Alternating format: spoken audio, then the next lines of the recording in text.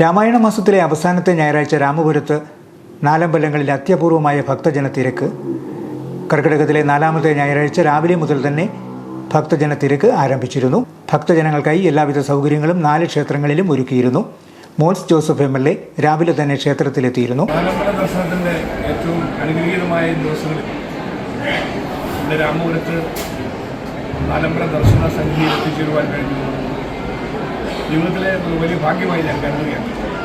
കാരണം പല പ്രാവശ്യം ഇതുവഴിയുള്ള കാര്യങ്ങൾക്ക് വേണ്ടി തുടക്ക കാലഘട്ടങ്ങളിൽ വരാൻ അവസരം കിട്ടിയിട്ടുണ്ടെങ്കിൽ ഈ ക്ഷേത്ര സന്നിധിയിലേക്ക് അതുപോലെ ഭക്തജനങ്ങൾ തിങ്ങി നിറഞ്ഞു നിൽക്കുന്ന വലിയ ഒരു ജനസഞ്ചയത്തിൻ്റെ നടുവിലേക്ക് കടന്നു വരുമ്പോൾ ആരുടെയും മനസ്സിലുണ്ടാകുന്ന ഏറ്റവും വലിയ ചിന്തയും ഏറ്റവും വലിയ സന്തോഷവും ഒരു ഈശ്വര കൃപയുടെ നിറസാന്നിധ്യമായിട്ടാണ് കാണാൻ കഴിയുന്നത്.